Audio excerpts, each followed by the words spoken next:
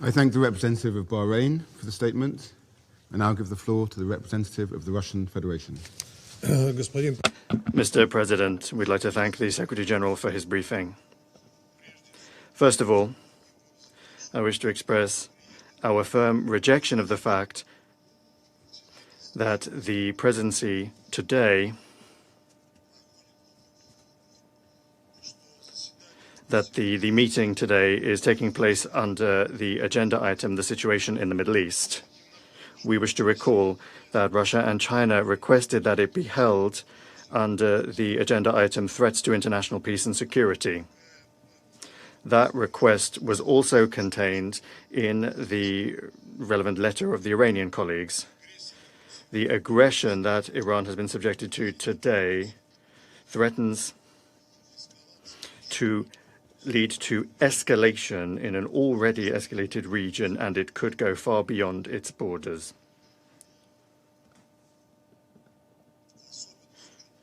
Particularly given the fact that one of the two initiators of this military venture is far from being a state in the region. Attempts by the British presidency to artificially downplay the degree of danger of the current situation is simply unacceptable. The presidency also grossly scorned Russia and China's request to invite as a briefer to today's meeting the professor at Columbia University, Jeffrey Sachs.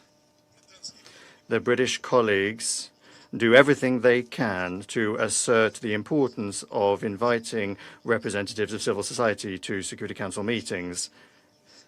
That clearly does not apply to cases when world-recognized academics are going to present truth that is unacceptable to the Western governments.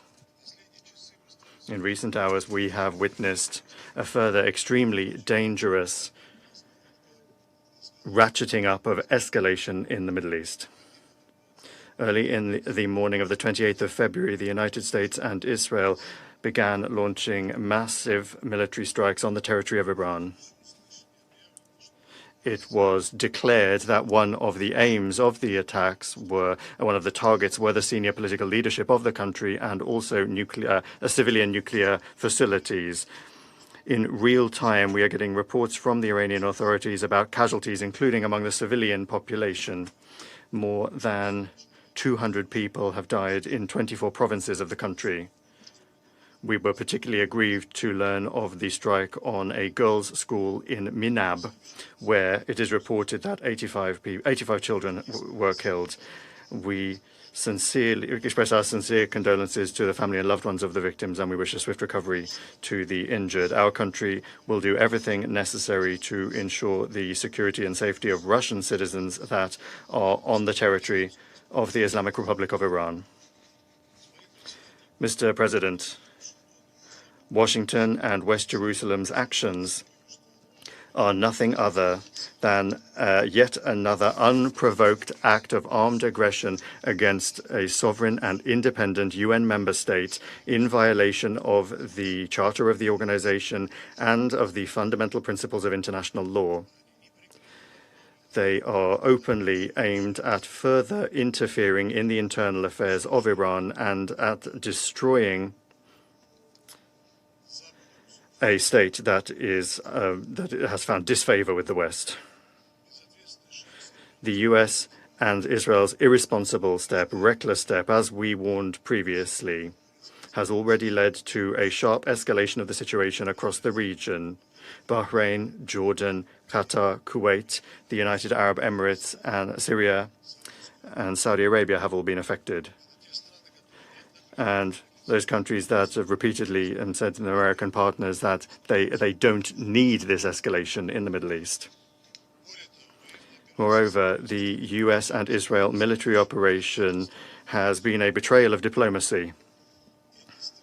These countries once again are bringing to bear military force against Iran at the very height of negotiations, just as they did in June 2025. Just the day before yesterday, on the 26th of February in Geneva, there was the latest round of US-Iranian contacts with the facilitation of Oman. The Minister of Foreign Affairs of Iran, Abbas Araghchi, noted that an understanding and agreement had been reached to continue the dialogue. For our part, we underscore that the Russian side has repeatedly received signals that the Israelis have no interest in a military confrontation with Iran. And then, despite Tehran's willingness to engage in the diplomatic process, it once again is stabbed in the back. Moreover, the fact that Washington for such a long time and methodically was building up its military presence in the region only confirms the fact that aggression against Iran was planned in advance. The actions of the United States and Israel risk triggering a humanitarian and economic catastrophe. Of particular concern, once again, are the threats to nuclear safety and security and radiological safety and security. The statements today from the President of the United States, Donald Trump, to the effect that this operation was aimed at preventing Iran from acquiring a nuclear weapon are not justified. They are unfounded. Tehran has consistently stated that it does not have any such plans and that is fulfilling its obligations under the Nuclear Non-Proliferation Treaty. Moreover, Iran has repeatedly underscored its readiness to put at the basis of new agreements with the United States the preservation of its status as a state, as a non-nuclear weapons state, provided that there is observation and respect for the legitimate right of the Islamic Republic of Iran as a state party to the NPT to develop peaceful nuclear technologies. Against this backdrop, the attempts of Western countries to justify the US and Israeli aggression as though there were some alleged threats to international peace and security are unfounded. These are threats that were allegedly coming from the Iranian nuclear program. We, of course, recall that the only source of reliable information in this regard are the relevant reports of the IAEA Director General, and those reports never indicated that. And they never said that Iran may be engaging in the development of a nuclear weapon. The objects that strikes are being launched against are under the agency's safeguards. That is to say, a priori, they cannot be used for any such activities.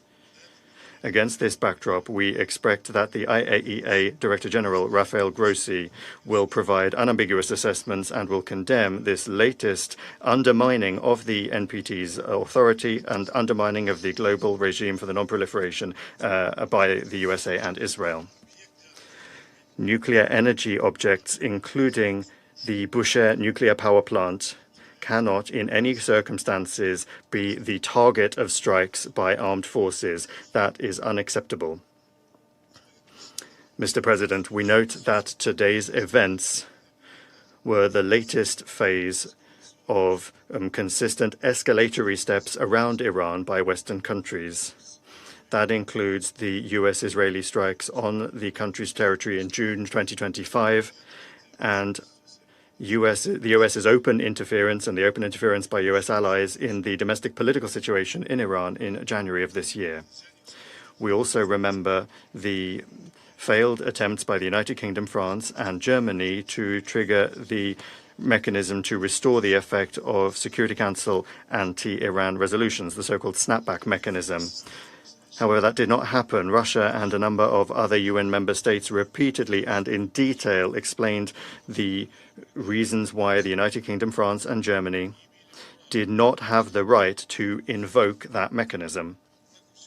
However, that did not work, and the United States and Israel once again have brought military force to bear. There are obvious parallels with the events of 2003 when the US representatives waved a test tube around in this room to justify their invasion of Iraq by saying that there were weapons of mass destruction present there that no one actually found. In 2023, US Vice President J.D. Vance said that the Iraq campaign was unforced. As a result, innocent Iraqis and Americans died, and that Washington had to learn that lesson. However, as it turns out, that lesson has not yet been learned. In the statements of the European colleagues, and we'll hear that again today, instead of condemning aggression and the deaths of Iranian civilians, we once again will hear the statement of the President of France, Emmanuel Macron, saying the Iranian regime must understand that it has no other option but to engage in good faith negotiations to end its nuclear and ballistic programs, as well as its regional destabilization activities, end quote. Similar assessments were voiced by the Prime Minister of the United Kingdom, Keir Starmer.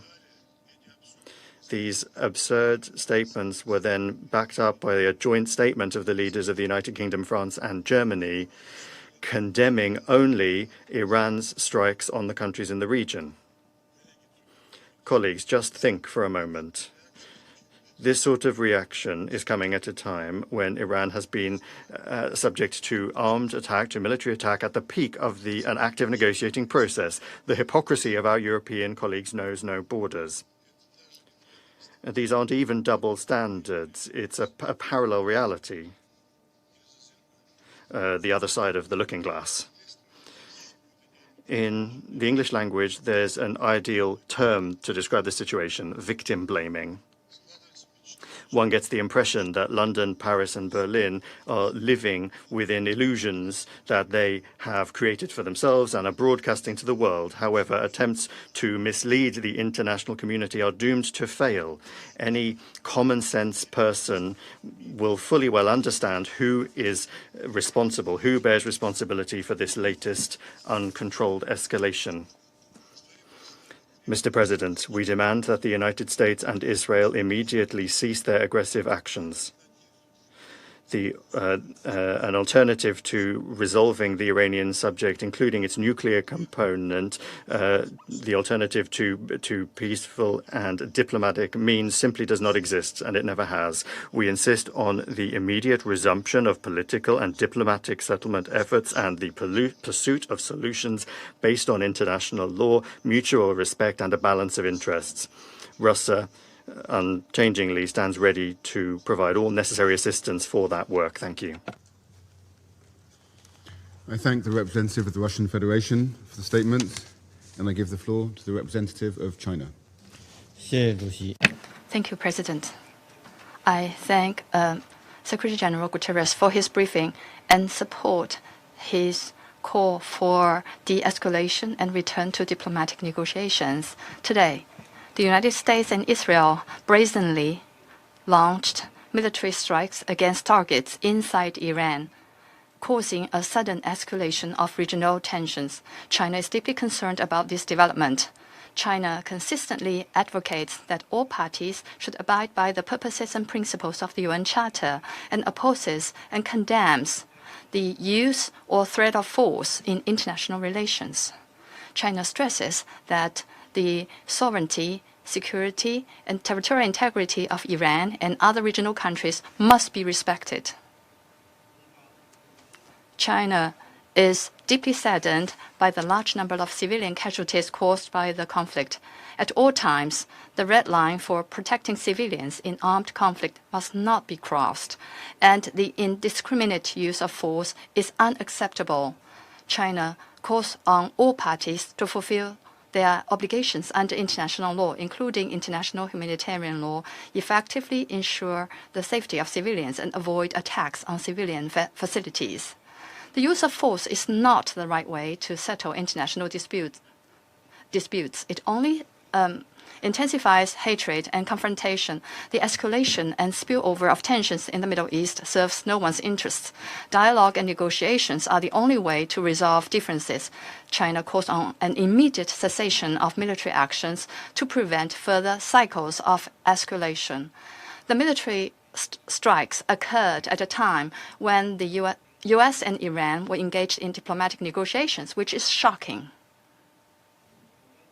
The parties concerned should demonstrate political sincerity, resume dialogue and negotiations as soon as possible, and return to the right track of a political solution. China stands ready to work with the international community to advance peace efforts and help restore peace and stability in the Middle East at an early date. I thank you, President. I thank the representative of China for the statement, and I give the floor to the representative of Colombia. Mr. President, I'd like to thank the United Kingdom in its capacity as President of the Security Council for the prompt convening of this emergency meeting at the request of several countries, including Colombia. We would also like to thank the Secretary General for the information shared, and we welcome the delegations participating at this meeting. Colombia is taking the floor guided by an essential conviction. The protection of human life must always be at the heart of international decisions, and we're also equally convinced that the United Nations Charter is binding. Colombia reaffirms its unequivocal defense of international law and of the purposes and principles of the Charter, international peace and security, the peaceful settlement of disputes, the prohibition of the use or the threat of the use of force, the sovereign equality of states, respect for the sovereignty, territorial integrity and political independence of all states, and non-intervention. Mr. President, we are facing a serious military escalation that threatens to spill over into a regional confrontation with unpredictable consequences. The use of force and the logic of reprisals are substituting diplomacy, dialogue and law. In the face of this alarming situation, we condemn any military action that is contrary to the Charter, wherever it comes from. Our country has been consistent in this organization and in this council. No state may unilaterally claim the right to attack another in order to impose regime change, and that principle does not depend on who the actor is, as it is a pillar of the international order. The prohibition of the use or threat of force enshrined in the Charter does not admit selective interpretations. When that principle is violated, international security does not prevail. The law of the strongest takes over. When force replaces law, the international order is weakened and barbarism takes its place, and the first to lose are civilians. Colombia condemns the attacks and expresses solidarity with the peoples of Bahrain, Qatar, the UAE, Saudi Arabia, Jordan and Kuwait. Colombia expresses its deep concern over the human cost of this escalation. Bombings are exposing entire communities to fear and to risk, including girls and boys. No military goal can justify, under any circumstances, civilians being caught in the crossfire or becoming victims of indiscriminate attacks. The protection of life must always be our highest priority. Life cannot be considered collateral damage.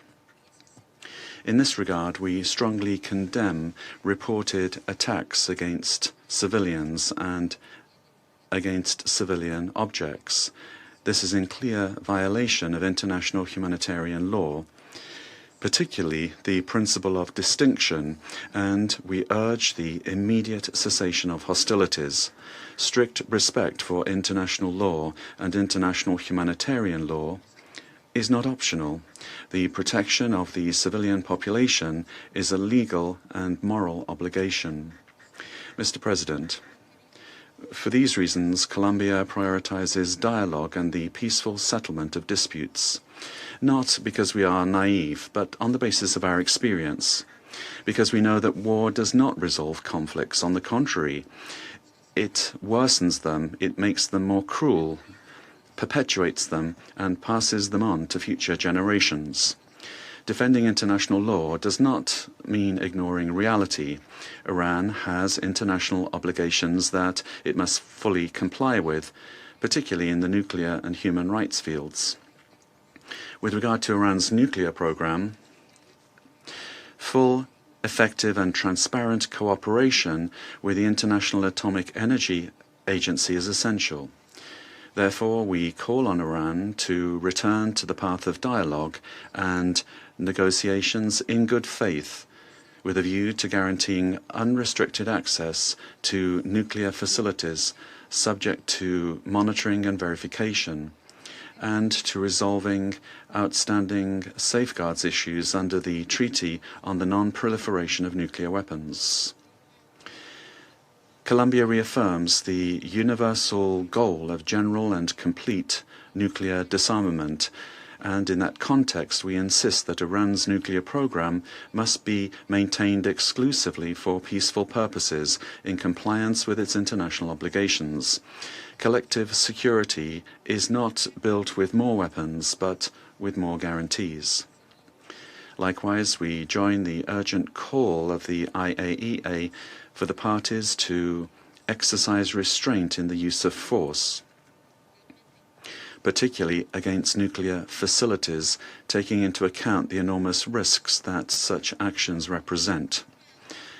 Furthermore, Iran has the obligation to respect and guarantee the human rights and fundamental freedoms of its population, which are not a concession of the state. Much rather, these are rights that are inherent to human dignity. But we also state with the same degree of firmness that Iran's non-compliance in these areas cannot serve as justification for the unilateral carrying out of military attacks against a state. The full application of the Charter is indispensable for the credibility of multilateralism and the preservation of the international order. International peace and security are not built by violating the sovereignty or the territorial integrity of states, nor through reprisals. They are built through rules and through dialogue. Mr. President, Colombia calls on all parties to exercise restraint and de-escalation, to urgently return to the diplomatic path, to strictly respect international law, and to strengthen existing multilateral mechanisms. It is a priority to move forwards towards a framework for regional dialogue that allows us to address the underlying causes of instability in the Middle East. Therefore, we propose the convening of a peace conference for the region under the auspices of the United Nations in order to achieve sustainable political solutions. War is not a foregone conclusion. It is a political decision, but so is peace.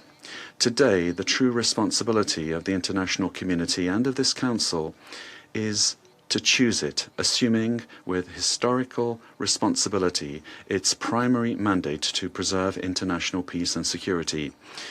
The United Nations organization cannot fall short of the gravity of this moment. It needs to choose to stop destruction before it becomes irreversible, and make space for diplomacy before it is too late. Thank you very much. I thank the representative of Colombia for the statement.